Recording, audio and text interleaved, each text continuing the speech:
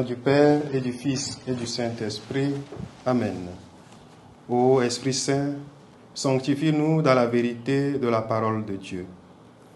Évangile de Jésus-Christ selon saint Matthieu, chapitre 7, versets 6, 12 à 14. En ce temps-là, Jésus disait à ses disciples, « Ne donnez pas aux chiens ce qui est sacré, ne jetez pas vos perles aux pourceaux, de peur qu'ils ne les piétinent, puis se retournent pour vous déchirer. Tout ce que vous voudriez que les autres fassent pour vous, faites-le pour eux vous aussi. Voilà ce que disent la loi et les prophètes. Entrez par la porte étroite. Elle est grande la porte. Il est large le chemin qui conduit à la perdition. Et ils sont nombreux, ceux qui s'y égarent. Mais elle est étroite, la porte, il est resserré, le chemin qui conduit à la vie. Et ils sont peu nombreux, ceux qui le retrouvent. Acclamons la parole de Dieu. Chers frères et sœurs, nous sommes au 12e mardi de la 12e semaine du temps ordinaire, année B. Ne donnez pas aux chiens ce qui est sacré. Ne jetez pas vos perles aux pourceaux, de peur qu'ils ne les piétinent, puis se retournent pour vous déchirer. Dans cette parabole, frères et sœurs, Jésus, en parlant de chiens et de pourceaux, pointe du doigt celles et ceux qui méprisent l'Évangile, ici représenté par les perles. Jésus nous invite à proclamer l'Évangile avec circonspection.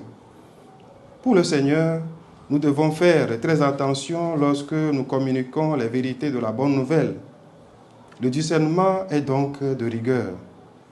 Si une personne a eu de nombreuses occasions d'entendre le message du salut et qu'elle s'obstine à lui tourner le dos, nous ne devons pas continuer à insister. Voilà pourquoi, en Matthieu 10, 14, Jésus donne cette précision aux 12.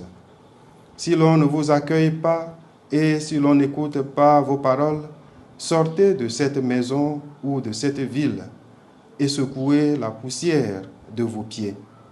Il est question ici de garantir la valeur de l'évangile du Christ en ne donnant la possibilité à personne de le fouler aux pieds.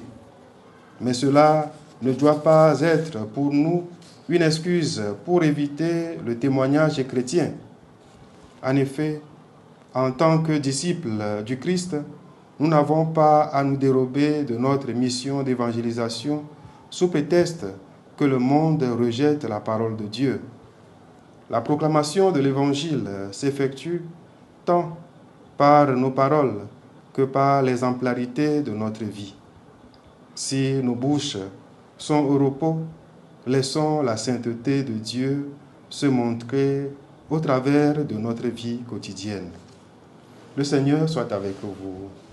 Que Dieu Tout-Puissant vous bénisse, le Père, le Fils et le Saint-Esprit. Amen.